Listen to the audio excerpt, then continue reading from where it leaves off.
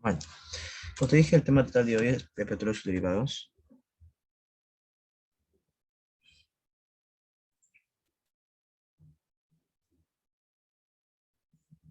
Ya, bueno, ¿qué consiste el tema total del día de hoy? Bueno, primero, el petróleo, como ustedes bien saben, se formó hace varios años atrás.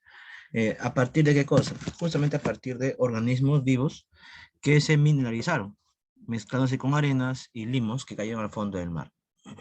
Sabemos entonces que el petróleo se forma a partir de organismos vivos, ¿no? A partir de organismos vivos que se han sedimentado con el paso de los años, ¿no? A partir de ahí se consigue justamente el llamado petróleo, ¿no? Bueno, vamos a seguir la secuencia. Vemos que el término petróleo proviene de latín que significa aceite de piedra, ¿ya? La teoría orgánica es la actualmente aceptada, ¿no? Vemos aquí la imagen de la localización del petróleo, vemos aquí el agua subterránea, luego está el petróleo, luego está el gas y luego está el suelo, ¿no? Como nosotros conocemos, ¿no? Estamos sobre ello. Bueno, se dice entonces que este petróleo, se supone que el petróleo se ha originado por una lentísima transformación de restos vegetales, ¿no? Algas, restos animales, peces, por ejemplo, con el plancton y todo se ha depositado en el fondo del lago, en el mar, ¿no? Estos restos orgánicos se han descompuesto, se han fermentado anaeróbicamente y han originado el llamado petróleo. Toda la transformación ha surgido pues a temperaturas no tan elevadas, pero sí a altas presiones. Otros dicen que tiene un origen volcánico u origen químico, ¿ya? Entonces, ya.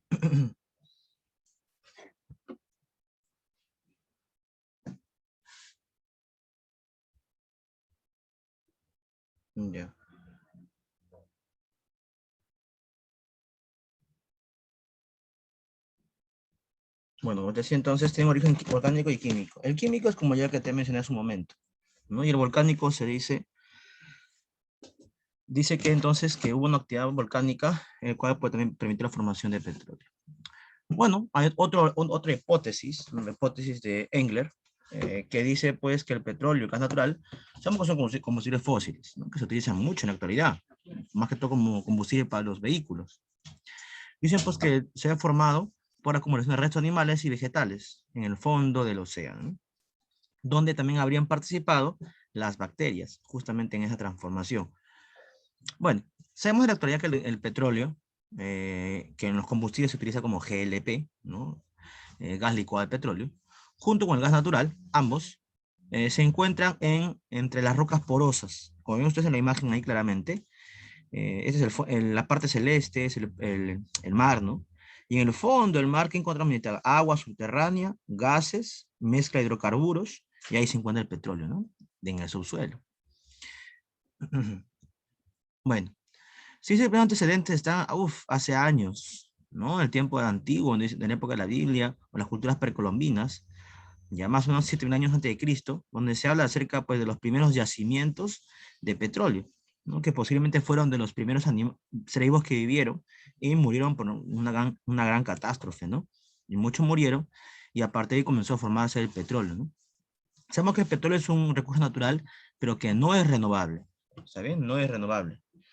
Y sabemos que en la actualidad, pues, la principal fuente de energía, ¿verdad? Lo utiliza mucho como combustible. El petróleo junto al gas natural, pues, están siendo muy explotados en la actualidad en muchos yacimientos para su utilización como fuente de energía, ¿no? Pero el petróleo realmente es una mezcla de cerca de 500 compuestos, así como lo escuchas. Hay cerca de 500 compuestos dentro del petróleo, que en su proceso de refinación se van a formar, ¿no? Tienes cicloalcanos, alquenos, entre otros más. Bueno, nosotros sabemos que el petróleo se forma bajo la superficie de la Tierra, ¿no? Por la descomposición de organismos que, ya, bueno, fallecieron y están en el fondo marino. Se considera el petróleo como una mezcla compleja de hidrocarburos, ¿no? Que se dice que tiene pequeñas cantidades de compuestos oxigenados, de azufre, de nitrógeno, entre otros más.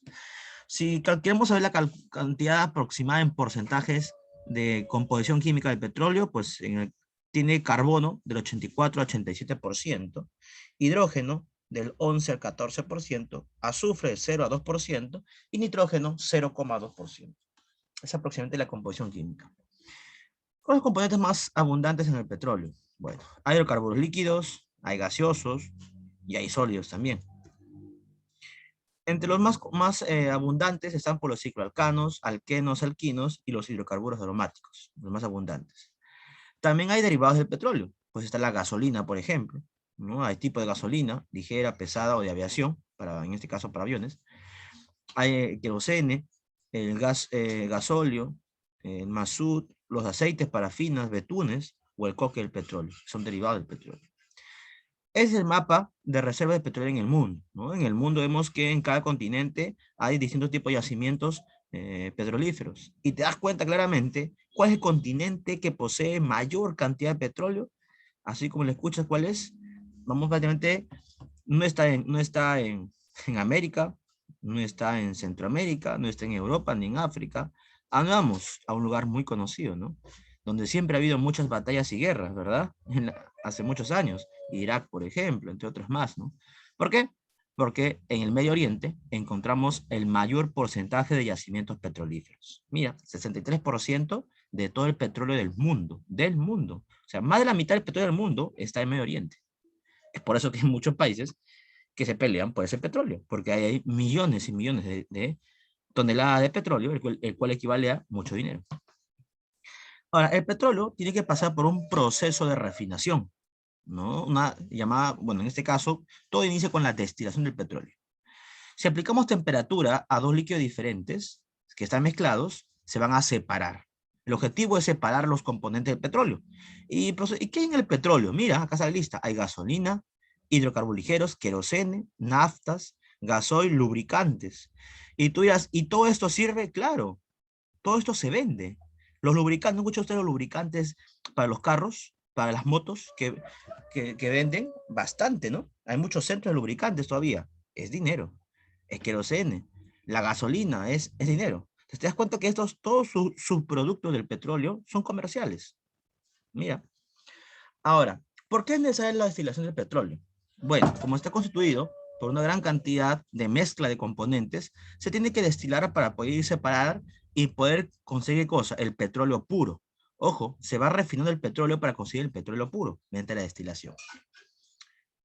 Bueno, acá está lo mismo que dijimos un momento, acá está, ¿no? Petróleo crudo entra a un quemador a altas temperaturas, mira, llega hasta 400 grados centígrados. Cuando llega a 20 grados centígrados, se liberan gases. Cuando llega a 150, se libera gasolina. A 200, querosene. A 300, el diésel. A 370, aceites ligeros. A 400, aceites pesados. Luego de esto, recién aquí conseguimos el petróleo destilado, pero ya le hemos extraído estos componentes. Bueno, como dice aquí, la destilación fraccionada del petróleo se realiza hasta 400 grados de temperatura, ¿no? Para poder separar todos los componentes. Bueno, entonces he visto que hay muchos componentes que se pueden obtener a partir del petróleo, ¿no? Vimos aquí claramente hasta 400 grados centígrados. Hemos mostrado algunos de ellos, ojo, no todos, porque obviamente que hay más componentes. Y todos tienen usos. El gas natural que se obtiene a bajas temperaturas es combustible, ¿no? De vehículos y cuesta caro, ¿no?